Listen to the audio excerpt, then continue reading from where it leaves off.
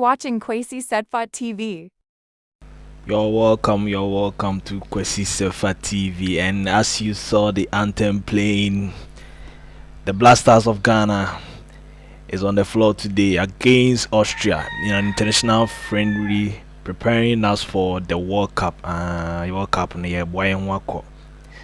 So as GTV promised us that we should prepare ourselves for the 2026 World Cup on GTV. Yes. They are starting with the international friendly, so it will be live on GTV and GTV Sports Plus at 5 p.m. sharp. So stay tuned for more action as the Blasters face Austria. So the lives of Antoine Semenyo, Thomas Partey, and at the Austria side we also have David Alaba, Kevin Danso, and the likes. So it's going to be a wonderful match. So stay tuned for more updates on this channel. So let's get into action. So as we started with sports today, I would like to give some updates, then we move straight to the other segments. And started with the World Cup qualifiers. In Europe no parents ni bia etu yenie Wales ni Bosnia Herzegovina. Bosnia Wales on penalties. Italy ni Northern Ireland. Italy a qualify ko manim. And I face Slovakia ni Kosovo. Slovakia free. And a Turkey ni Romania so Turkey and so ekonanim. Inti say no Italy ni Bosnia Herzegovina the obeshe bia no oko World Cup. Kosovo any Turkey so the obeshe bia oko World Cup. And the other side ni so Sweden so ni Ukraine. Sweden Ukraine a film. And Lewandowski so Poland Albania film to ni bishia Sweden ni Poland ti the obeshe bia no oko. And afi Czech Republic any Ireland Czech akoyi Ireland a film. And Denmark so Macedonia film ti Denmark and the Czech Republic na Asia or next round na nti the obi win bia omoko nti say Europe die no UEFA qualifiers no muhia 4 slots nti saa mama parents no and aba ase won so other playoffs no so ye were DR Congo or train winner of Jamaica any New Caledonia nti omonso James Jamaica a qualified that nti omba bishia DR Congo that side nti ono yebenya baako wo honom and afi uba other side nso a Iraq omonso eda standby omo train the winner of Bolivia Bolivia any Suriname nti Bolivia enya edge na ashe Suriname nti omo no eba mbeshia Iraq nti the obe qualify no na oko nanim nti that's the update from the qualifiers. Nti afi so FIFA so dia betu dwa say maximum number of squad for the 2026 World Cup no 26 nti World Cup 2026 squad and so be saying 26 nti ene match pa nti by May 30th I will say country bia a o qualify no submit omo final squad for the World Cup nti eno so the free honum banono and I think so Ghana buying the betudwa say state no and sponsor fund bia for this World Cup no nti no state funding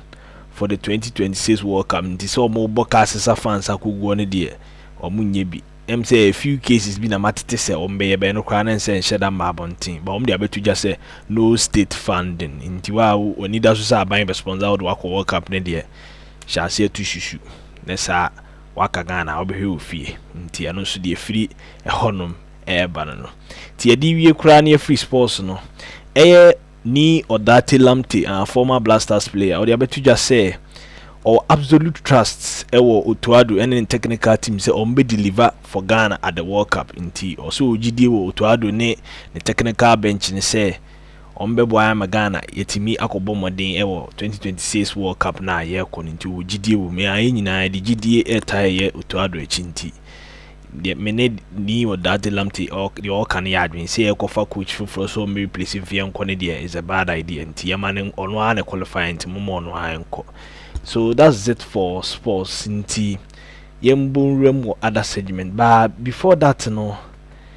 really our hosem kakra de betuja na ye agogo traditional area oman hene Nana Kwame Ekoko Sapon Nana Akanchinagu Nana Kwekura nti asem yi minya nti ache but wa oni mamamre manu edu ntimi fa metuja nti finally say ahimfie de abetuja se agogo ahimfie mpenifo de abetuja se Nana Efrim nti se nyame de Nana Krabe sie yi amaye na afi bishia biem dachi nti Nana nyame fa kranse ya agogo mai da wase wo modin ba ababo ama omo na yɛsɛ so sɛ agya onsia na mu bɛba nso bɛbɔ adwuma saa nti asɛm kakra abeto dware na gya yɛawerɛ ho sɛm so yɛbɛyɛ ne den nti yɛmmɔwura mu wɔ ɛyɛ politics nti yɛ start with ɛyɛ politics no ɛyɛ nansɛm ɔnsɛ beto dwa sɛ UN ɛkɔhyiaeɛ United Nations mama ɛwɔ wiase nyinaa kɔhyiaeɛ na ɛyɛ yɛma mpanyin ɛyɛ Ghana mampanyin ɛde emotion bi kɔto dwa sɛ ɛyɛ nkwasom na ɛkɔɔso no na yɛsesa ɛyɛ Africa fo bi kɔ other countries na yɛdɔ mu kɔyɛ adwuma no ɔsɛ wɔsɛ UN ɔmo compensate Africa because a grievous crime against humanity bɔne kɛse a ɔmo yɛtia humanity nti wɔsɛ ɔmo pataye na ɔde motion kɔto yɛ adware saa wɔ UN no na aman ni bi mpene so nti ɔmo to aba koye twema nti omo to aba na omo to aba no eye emu 123 oha ne aduonum yensa agitum se omo taiga na achi wasem na omaka no e wo se ye pata Africa wo sa abone na omo didi ye no ena emu yensa so omo ntiase that is eye Argentina ene Israel ena USA omo de omo campaign se omo nsoso saa niema no because omo hu ne se omo ayeti omo no krom ni won dia den na omo osisi a na ebedi so mfaso nti omo de omo ne yenya adwen ena emu 52 eye aduonu mienu 52 nations omo de omo anfo omo ho anhya abanim kra eye UK aban ne other countries bi ekekeka ho nti omo manya full listen online de mu betimi attestify to that nti eye US member states ni nyina da se abato ne ko so asumdi ma sisi omo ba behwe ekwan omo befa so na reparation no akoso mpata na also de ma Africa no akoso nti afei ewumu na Donald Trump ede betu dwa efa saa nsensem yi ho ode betu dwa say we cannot support the adoption of President Mohammed's reparation for transatlantic slave trade resolution to also one there said omo na asia na emu na we UN ko kan no also omo de omo ntimi support there President Mahama de ko tu dwan nti omo de omo gituma enyeye mpata bie no ya de asi atwam nti nya afi ma mo ha na mo bedi so adodo de ti omo de omo gituma enyeye ti ye free won ye mra fie nsem kakra wo fie ansa na ye free politics won nti yese ba no eye ede enwa abridge wem se ba akwa ka wo nti eye Lincoln University so mo wo UK omo make last minute U10 on plan conferment of honorary degree on President Mahama over anti-LGBT bill na wo Ghana parliament nti sa bill na wo parliament nti Lincoln University hu ne say omo ana President Mahama enyeye ko omo hu ne say sa bill ne ba against human rights nti omo de omo mfo omo ho embata sa ne ma no nti sa honorary degree na omo be ma President Mahama no omo atwe omo ho afrim nti omo make last minute U10 and afi honorable Kwabena Mintah Kando, health minister or say government to establish emergency only health center inti or say aban BCC a health centers na wo nkrunkru chips company na no BC the ebe running emergencies nko a chese obi nya accident na sese bi obi ko critical condition ma ombeti ma hwe no kran se no ma refer na ko bigger hospital nti so mo bi sisi sa health centers ni minti ya bompa e se de ombesa na jabo hye na adoso ti mi di wie politics kra no eye Naimus for no omo director of operations or the abetu just say or see excavator no weapons bi omo seize ye bia na intact and could be bia na so omo nton ye nti so omo they are safe at the locations baby omo omo jeje ye no e safe was locations no omo ko seize ye nti omo fanko baby na so omo nkoton di e very intact nti that's this for politics nti afei yemura eye Middle East. Yes, Middle East in so sem kakra bi ho no nti ye sha say with Middle East no on say beto just say President Donald Trump President Donald Trump did to just say eye Iran wa mo 48 hours ultimatum say omunjai di omo ye no omunjai ntokwa no omunje nhihye ntu no omunjai eye nuclear weapon ne ye ema Iran for so di betu ja say omo de omo mfita omo ntehwe kra anti de Trump kan de agro kra na wonani so tienam so ma Donald Trump said betu ja say o say as per Iran government's request, please let this statement serve to represent that I am pausing the period of energy plant destruction by 10 days to Monday, April 6, 2026 at 8 p.m. Eastern Time. Talks are ongoing, and despite Iranian's statement to the contrary by the fake news media and others, they are going very well. Thank you for your attention to this matter, President Donald Trump. Njoda to just say, sa attack no yes and koba attack on energy plant no after some more 48 hours ultimatum no wa pause because komodie koso nti ha wa putting no hold komodie koso a o hope say ombeba into resolution a entokwa no bejai nti sa no de abetuja nti ye ho na osa de betuja biem se o say bebo ti was say the Iranian negotiations are very different and strange. They are begging us to make a deal, which they should be doing since they have been military obliterated with zero chance of a comeback, and yet they are publicly state that they are only looking at our proposal. Wrong. They better get serious soon before it's too late, because once that happens there is no turning back and it won't be pretty. President Donald Trump into a say negotiations now different and very strange. Omo po match or some person me deal but omo na ayo omo say ase yemfi de ebe ya na ebe ye no say ebedu baby na hwe ya na akoy too late na omo patch o say ompese omu giant okwa na enye ye because enu na de ebesi anya asi nti omu nhwe ye na omu bra into negotiations with the US na ntokwa ne tuntwa nti na ese no so de President Trump de abetudwa eno no na eno na nam so ma eye Israel Prime Minister Benjamin Netanyahu was say it's not us decision when this war ends. It's when the Israel Defense Forces say this war ends. Benjamin Netanyahu on a world stage made Trump look small and powerless. It was one day Trump may say so many Iran kushiana oma agreement to kone jaya omo die omonte she afi kura nto kono mu mie munti said the my last video me tu dwan tokwane de edasu ginem Iran Israel for no to mani Iran so to mani wo ma chese enya asem ketwa kura nti tokwane de edaso koso na afi so Donald Trump de betu just say Saudi prince no or say they are encouraging us to do a lot of things with Iran and he is with us in the fight.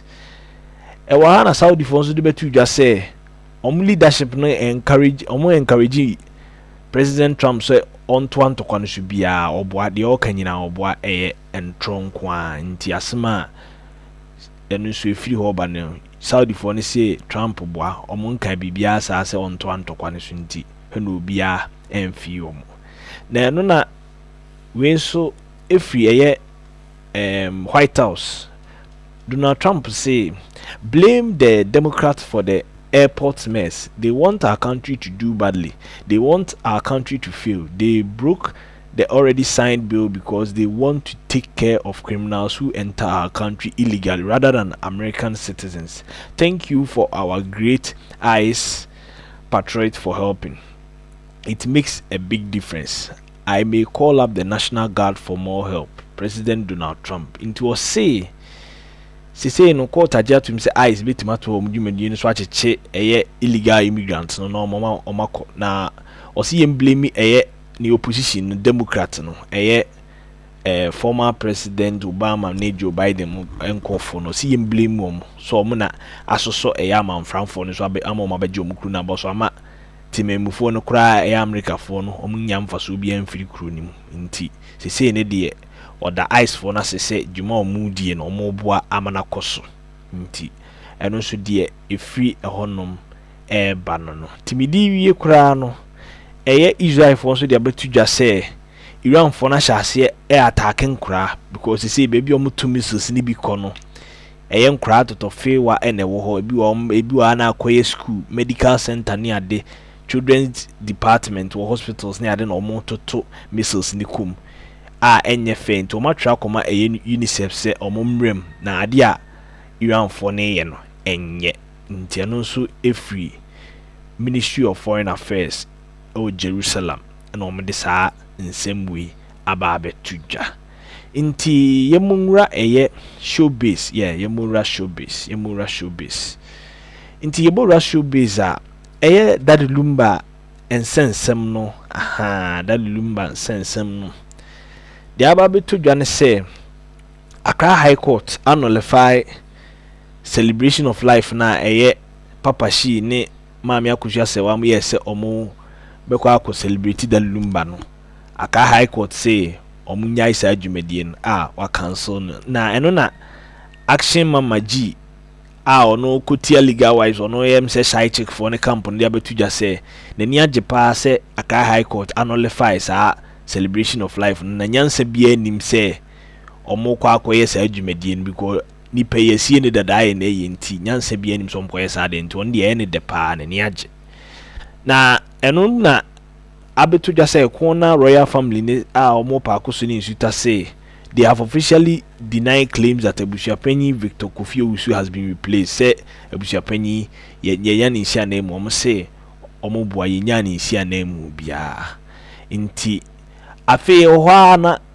other reports so asa abetuja say Abusuapanyi Tupac ni remover na ya confirm na new family head no when instructed lawyers ne say asem na work to say celebration of life omo manem maso memenda ebe no yenyimre fie na ye mamedi nti omo say Abusuapanyi foforo na yi ne say yenyi asem no mre fie emra mamedi nti ho na prophetess Action Mama G side abetuja say o say if Daddy Lumba knew his family would disgrace him this way, he would have married 17 women so that no one would get even one room during property sharing. It was when him say the bush of Bugun and Massy and Gowari ma be 17. Nasa no a Japadi and a check could be one room because adio mode that number when a chino and ya cry and ya fe. To only go bin also him said that Lumben him say go ware man crab be cram as answering who we in a two a try. In the affair sabe to just say Papa Shi say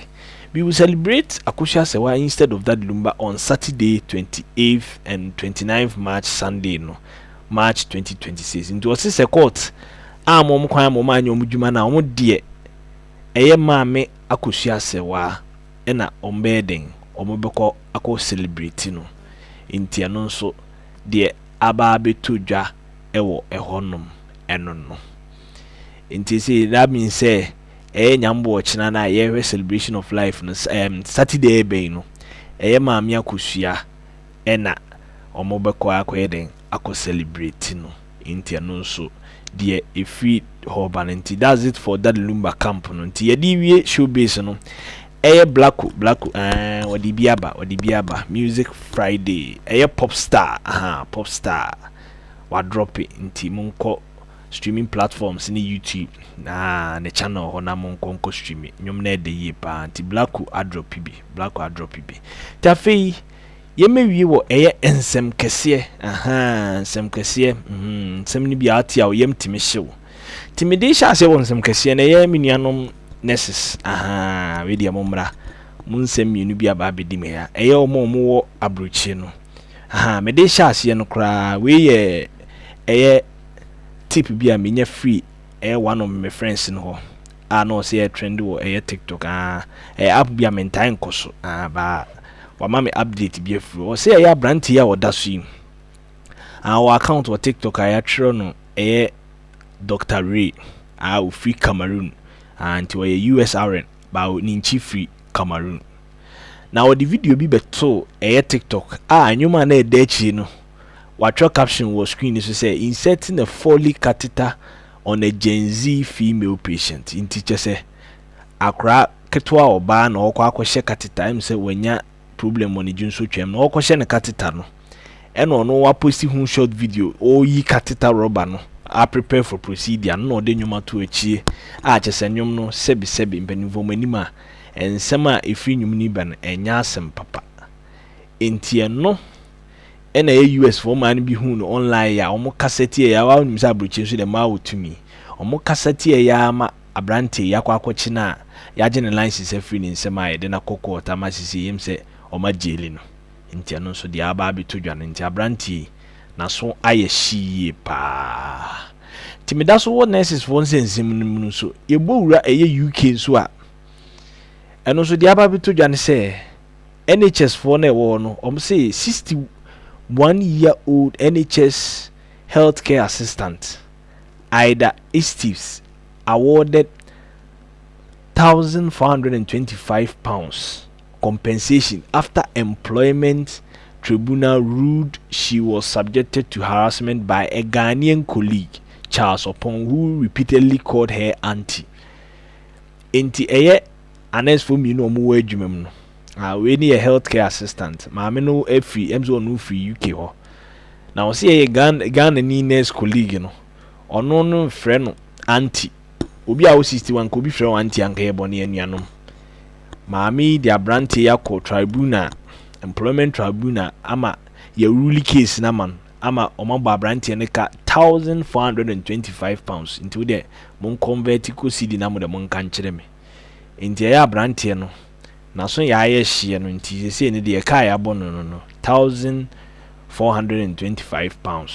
se offer obi anti nti yan hana mumfa ne me bi serious de abroche ho de yendi agro nti de free horse so e banti yini anum nurses na mo abroche me yesremara mo mama ni ndawo because broni krom de ente se ha sei nti afi ye nto aso nti afi ye bowura social media phone ma there is this app be a friend OnlyFans mo type adult content no there is this platform a friend OnlyFans na CEO ndie ne dia no your friend no Leonard is it Ranvesti yes we film na onya 43 years na or cancer no film na or Ukraine American and will take over platform from 2018 na eno ne nam soma o film no ya beto dwane say Elon Musk say obeto sa platform no na wasa shutting it down ti or top platform ne be ne dia obekulusi no o ma ne nya adwuma ena maami bia owo online say ono account wo an account ni din da so ye Viper them or say OnlyFans has literally changed the lives of millions of people, single moms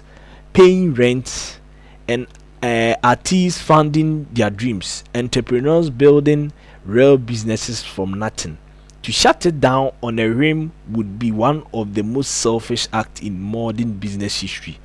Some people's entire livelihood, their families' futures live on that platform. This isn't a joke. this isn't content, this is people's life. Inti ono so watu bi amane Elon Musk say ade na oye ne de enye fair kura na enchire obu sa ade a platform a obi edidi ho nkwa nipa ni firim na o ba ya wo se aden a o beto platform no ahyate ne da o pa kire sen ti platform de ma munim OnlyFans de me mpese meka ho nsembi ma munim de munim se de eniyoma koso ha ya adult content inti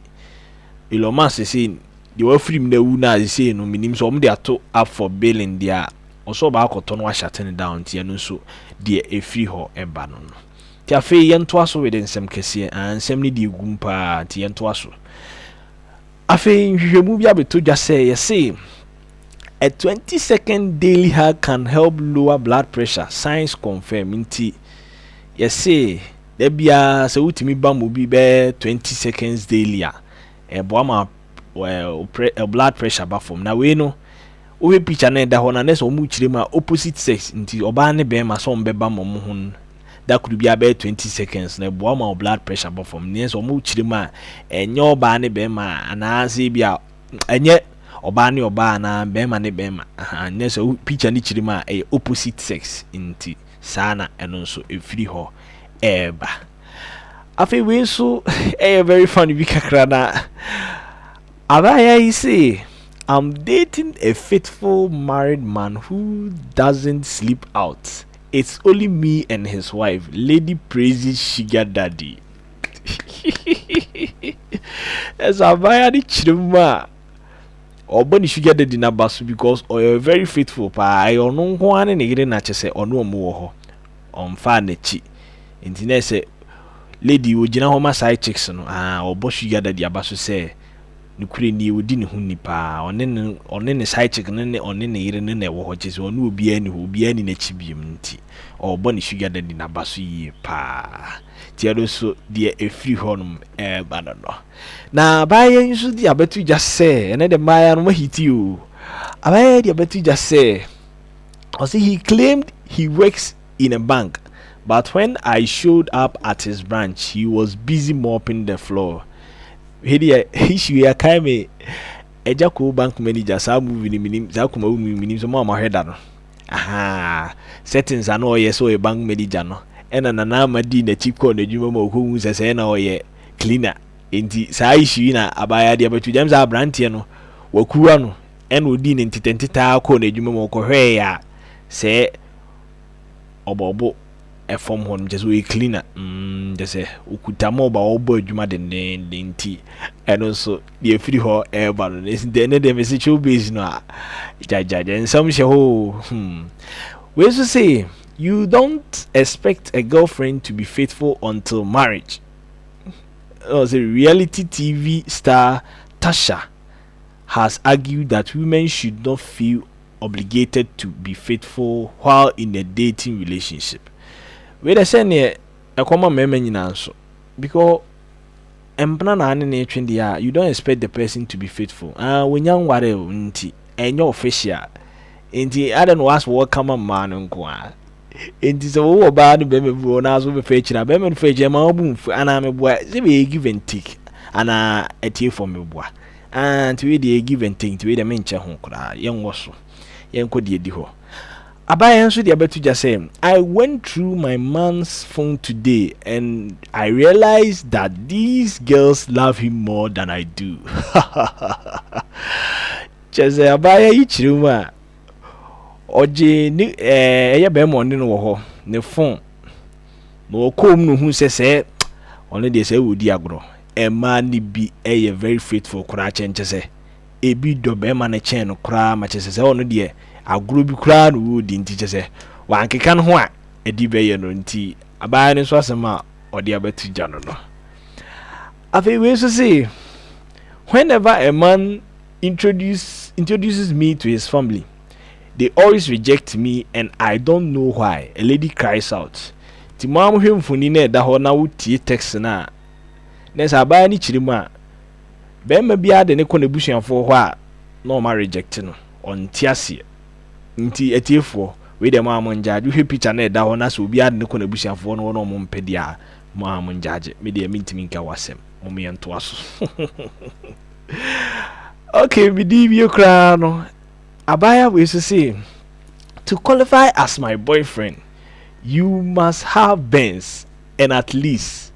3 billion in your account. I'm also expensive. Lady tells hopeful boyfriends. Tomo abaya ya ja. Nanim fefe oda ho ya. O say